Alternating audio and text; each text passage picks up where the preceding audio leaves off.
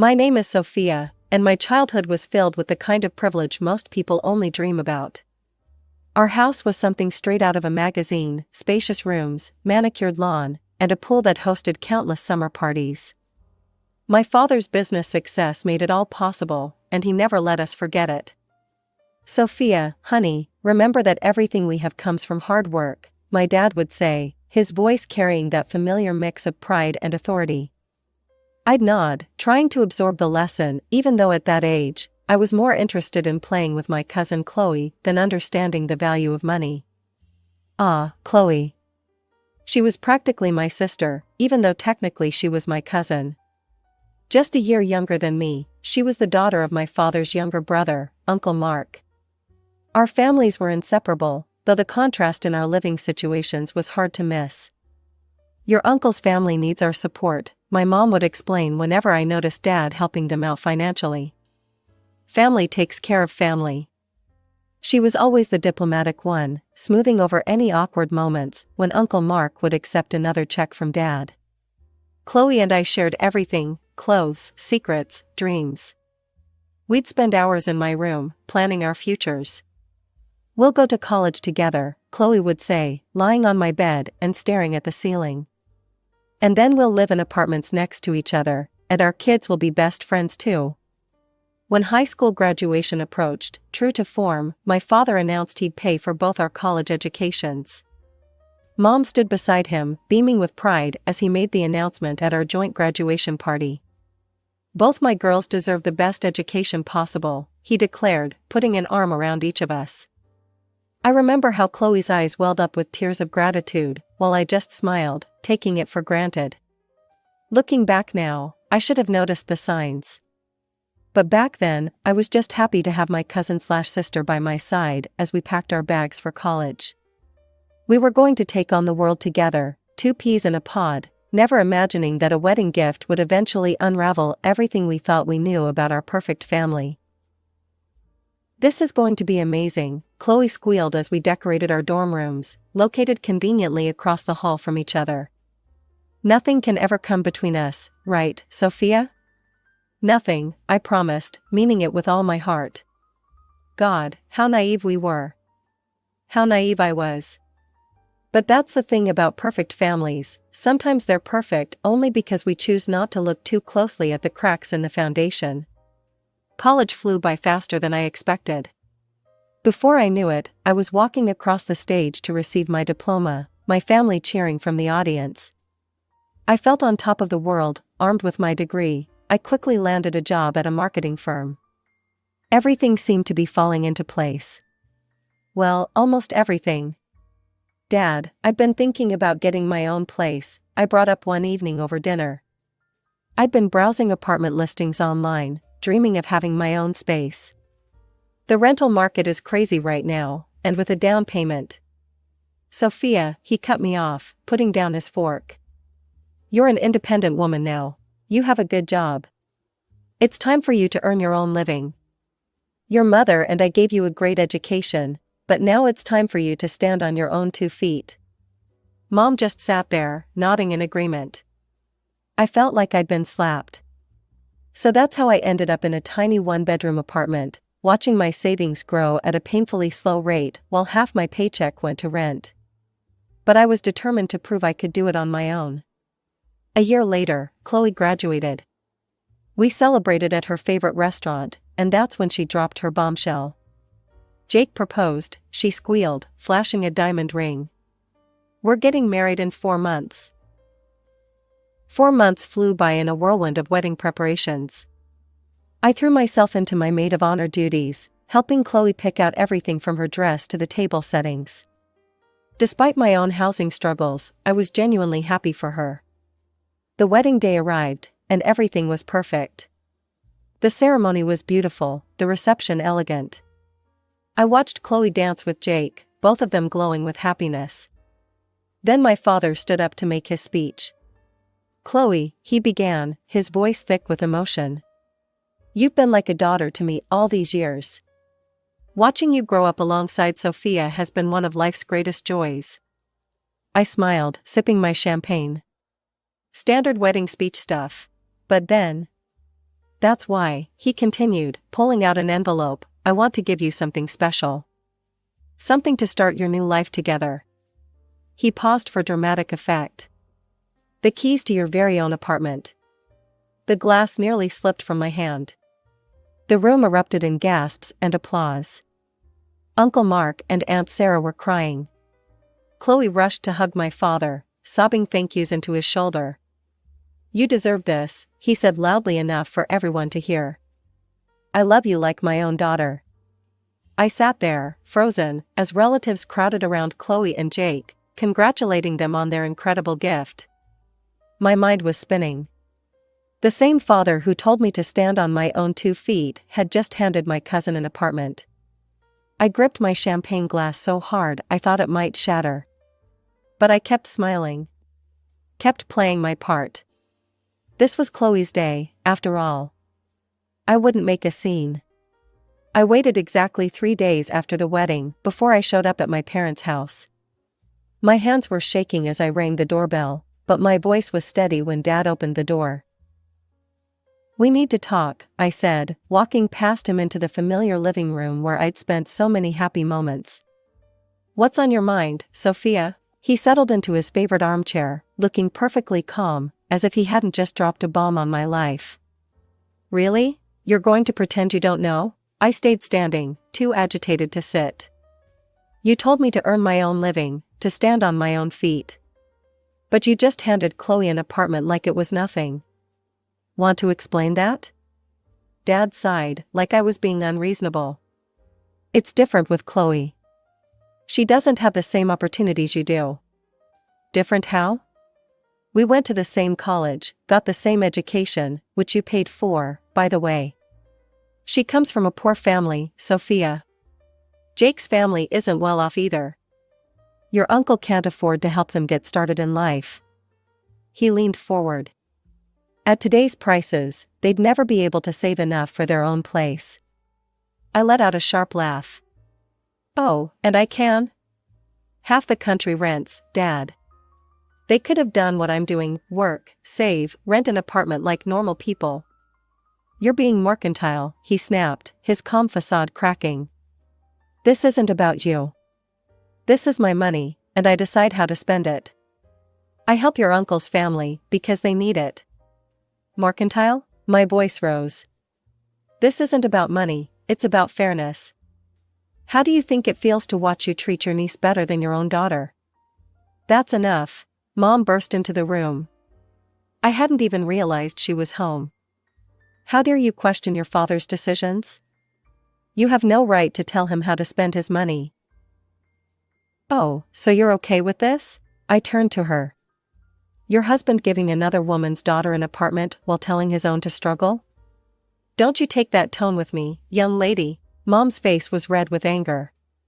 Your father has provided everything for you, and this is how you repay him. With jealousy and demands? Jealousy? I was practically shouting now. You think this is about jealousy? This is about respect. About treating your own child with the same consideration you show to others. Get out, Dad's voice was cold. Until you can appreciate everything we've done for you, and apologize for this behavior, get out of my house. Gladly, I grabbed my purse. And don't worry about doing anything else for me. I wouldn't want your charity. My eyes were burning with angry tears as I got into my car. It wasn't about the money, it never had been. It was about the double standard, about watching my father bend over backward for Chloe while telling me to toughen up. 5 years can change a lot of things. In my case, they changed almost everything. I built my career, rising through the ranks at my marketing firm to become a senior account manager. I saved money diligently, though nowhere near enough for a down payment in this insane market, and most importantly, I found Michael. He walked into my life during a client meeting. He was the creative director we were partnering with, and something just clicked. The moment he proposed, on a random Tuesday evening while we were cooking dinner together, I knew I'd finally found someone who truly put me first. The wedding planning started immediately. Our date was set for early summer, and I threw myself into it with the same determination I brought to everything else in my life. The venue was booked, the dress was chosen, and then came the hardest part, the guest list. I spent hours at my kitchen table, staring at names and relationships, though it wasn't hard to decide who wouldn't be on it. I hadn't spoken to my parents or Chloe in 5 years, not since Chloe's nasty message on Facebook. "You're just jealous, because I have a husband and an apartment while you have neither. Grow up, Sophia. Maybe if you weren't so entitled, you'd have both by now.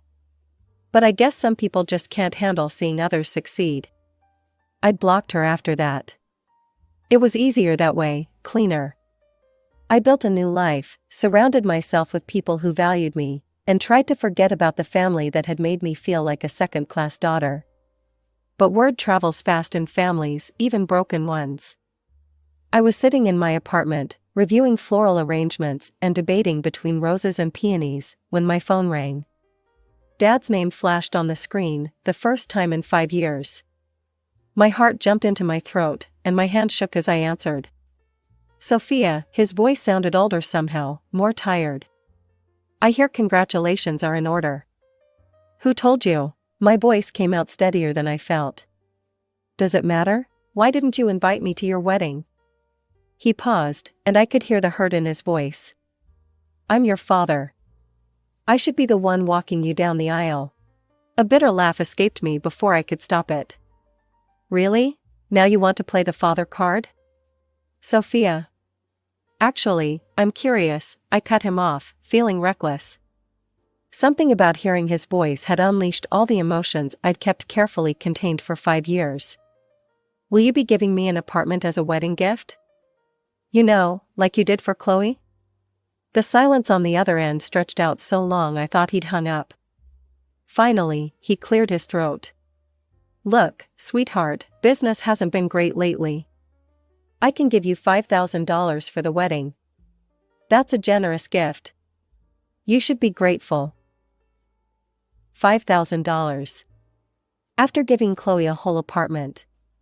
I felt that old familiar burn of indignation rising in my throat. Some things, it seemed, never changed. "Thanks for your generosity, Dad," I said, my voice dripping with sarcasm. "But keep your money, I don't need it." The line went dead before he could respond. I stared at my phone, my hands trembling slightly, wondering if that 5-year silence had been better than this reminder of why I'd cut contact in the first place. The notification popped up on my phone the next morning. "Robert Anderson has shared a post." My father rarely posted on social media, so seeing his name alone made my stomach clench. When I opened it, my hand started shaking. "I never thought I'd have to write something like this about my own daughter," the post began. "But Sophia has shown her true colors. She's demanding an apartment as a wedding gift, threatening not to invite me to her wedding unless I comply. The selfishness and mercenary attitude she's displaying breaks my heart. What happened to the daughter I raised?" The comments started rolling in immediately. "Aunt Linda, how ungrateful can she be? Cousin James, some people never appreciate what they have." Even people I barely knew were weighing in. "You can't demand gifts like that. What kind of daughter blackmails her own father?" My fingers flew across the keyboard before I could stop myself. "A matter of principle? You gave my cousin an apartment for her wedding.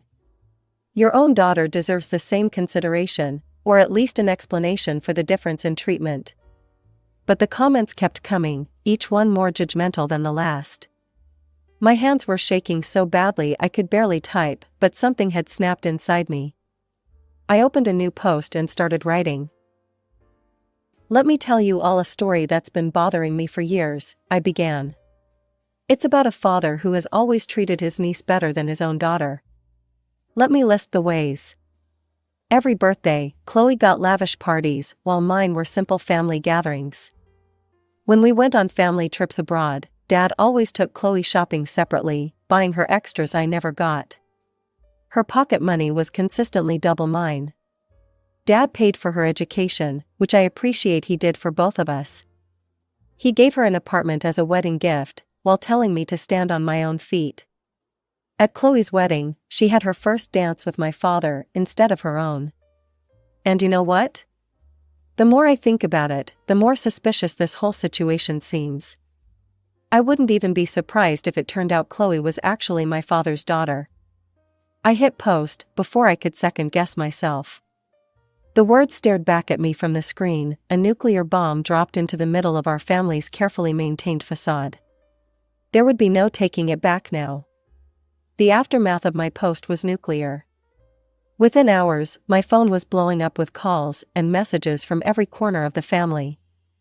Some relatives immediately announced they wouldn't be attending my wedding. Mom called first, her voice shrill with anger. "How could you? Do you have any idea what you've done to this family? Your father is devastated. We raised you better than this." Dad's call came next, a stream of rage and accusations about how I was destroying the family name. "You're dead to me," he spat before hanging up. Aunt Sarah's call was particularly venomous. "You vindictive little bitch," she hissed. "How dare you suggest? You're just jealous of my daughter's happiness." Then came Chloe's message: "Congratulations on proving what a hysterical, paranoid person you've become. I feel sorry for your fiancé. He's marrying a delusional woman who invents sick stories about her own family because she can't handle not being the center of attention. Don't worry about blocking me, I'll do it myself." I quietly blocked everyone who'd left nasty comments or messages. My wedding guest list got significantly shorter, but I told myself it was for the best. Only Uncle Mark remained silent throughout the whole ordeal, which I found oddly comforting amid the chaos. The next 2 months were a blur of wedding preparations. Michael was my rock through it all, never questioning my decision to cut off my family, supporting me as I revised seating charts and canceled place settings. Then, one rainy evening, there was a knock at my door. Uncle Mark stood there, looking like he hadn't slept in days. "Can I come in?" he asked quietly. "We need to talk." I'd never seen my uncle look so broken. He sat heavily on my couch, hands clasped together so tightly his knuckles were white. "Your post," he began, "about your father's treatment of Chloe, it made me start thinking. Really thinking about everything. And remembering." He told me about the early years of his marriage, how my father was always around their house. He'd drive Sarah home from work, saying it wasn't safe for her to take the bus. This was even before she was pregnant with Chloe. He was always bringing her gifts, expensive ones. I thought, God, I was such a fool. I thought he was just being a generous brother. Uncle Mark's voice cracked. He reached into his jacket and pulled out an envelope with trembling hands. "I had to know. After your post, I just had to know." The DNA test results were printed on official laboratory letterhead. My uncle had collected hair samples from all 3 of them, himself, Chloe, and my father. The results were unequivocal. Uncle Mark's genetic match to Chloe showed only an uncle's relationship, 84%, while my father showed a 99.99% paternal match. "Sarah confessed everything today," he whispered. 25 years. They've been having an affair for 25 years. Since before Chloe was even conceived. We sat there until well past midnight, piecing together memories that suddenly made horrifying sense.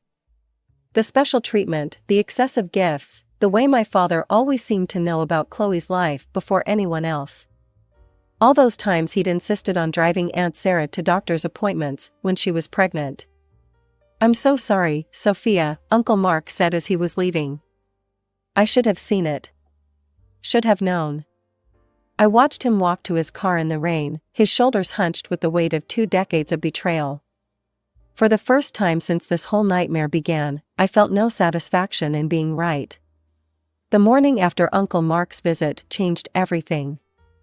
I was still processing our conversation when my phone buzzed with a text from Mom. "Sophia, your uncle just left. We need to talk. Can you meet me at Rosemary's Cafe in an hour?" I found her already there, sitting in a corner booth, looking like she hadn't slept.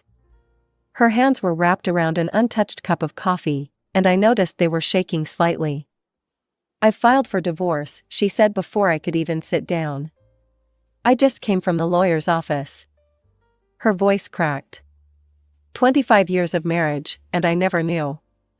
Never wanted to know, maybe. Uncle Mark had told her everything, the DNA test results, Aunt Sarah's confession, the decades-long affair. He'd filed for divorce too, unable to stay married to a woman who'd lived such a profound lie. Sophia, Mom reached across the table and grabbed my hands. Her eyes were brimming with tears. I owe you the biggest apology. All these years, I defended him. I sided with him. I watched him favor Chloe and told myself it was nothing. I should have listened to you. Should have seen what was happening in my own home. Mom. No, let me finish. When you posted about your suspicions, I was so angry. I thought you were trying to hurt us, trying to get revenge. But you were the only one brave enough to say what we all should have seen. We spent hours in that cafe, crying, talking, beginning the slow process of healing. Mom ordered a bottle of wine, and we shared it as she told me about all the signs she'd ignored over the years, all the moments that suddenly made terrible sense. Later that evening, I was at home trying to process everything that had happened when someone started pounding on my door. I opened it to find Dad standing there, his face purple with rage. "Are you happy now?" he shouted, pushing past me into my apartment. "You've destroyed everything. 2 families, destroyed because you couldn't keep your mouth shut." "I destroyed nothing," I replied, surprised by how steady my voice was. "You did this. 25 years ago, you made a choice that would destroy these families. I just exposed the truth." His face twisted. "Well, I won't be at your wedding." "How's that for truth?" "I wasn't planning to invite you," I said quietly. "You haven't been a real father to me in years." "Then it's settled," he snarled. "You're no longer my daughter." A strange calm settled over me. "That's fine," I smiled. "You have another daughter anyway, don't you?" The look of shock on his face was almost comical. Before he could respond, I opened the door and gestured for him to leave. When he did, I closed it firmly behind him, leaving him standing in the hallway. That evening, I called Uncle Mark. My hands were trembling slightly as I dialed his number. "Uncle Mark, I have something to ask you." I took a deep breath. "Would you walk me down the aisle at my wedding?" There was a long pause, and I heard him clear his throat several times before he could speak. "Sophia, I would be honored." 2 months passed in a blur of wedding preparations. The guest list was shorter than originally planned, but somehow that made it more special. Every person who attended had chosen truth over comfortable lies, had stood by me when it would have been easier to look the other way. The garden venue was beautiful, scattered with white roses and peonies. Mom sat in the front row, dabbing at her eyes with a tissue. When Uncle Mark took my arm to walk me down the aisle, I saw tears in his eyes too. The divorce proceedings between my parents moved surprisingly quickly. Mom told me later that Dad agreed to everything just to get it over with, perhaps hoping to minimize the scandal. They settled out of court, and Mom received a $200,000 settlement. I was in my rented apartment, surrounded by wedding thank you cards I was writing, when Mom came to visit one afternoon. "I want you to have this," she said, sliding an envelope across my coffee table. Inside was a check for the full settlement amount. "I don't need this money. What I need is for my daughter to have the home she deserves." She reached out and squeezed my hand. "Consider it compensation for all the years I failed to stand up for you." "You didn't fail."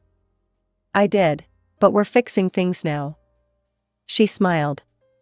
"Besides, what better way to use his money than to finally give you what he should have given you years ago?" I won't pretend I didn't cry when I deposited that check. Or when Michael and I found the perfect apartment, a beautiful 3-bedroom with a balcony and enough space to start the family we're hoping for. Every time I unlock our front door, I feel a sense of justice being served. Dad and Aunt Sarah got married last month. I heard about it through the family grapevine. Apparently, they didn't even wait for the ink to dry on their respective divorce papers. They're not hiding their relationship anymore. Their social media is full of happy couples photos, as if the past 25 years of deception never happened. I don't follow their accounts. I don't need to. Most of our relatives sided with Mom and me once the DNA results became public knowledge. Even those who initially defended Dad couldn't ignore the evidence. Uncle Mark comes over for dinner every Sunday now. He's dating again, tentatively stepping back into life after the betrayal. Mom joins us often, and watching them heal together, sister-in-law and brother-in-law bonded by shared pain, has been beautiful. Sometimes, late at night, I think about Chloe. About the fact that she's technically my half-sister. I wonder if she knew, if she ever suspected the truth behind our father's favoritism. But those thoughts don't keep me awake anymore. I have my own life now, my own home, my own family, built on honesty instead of secrets.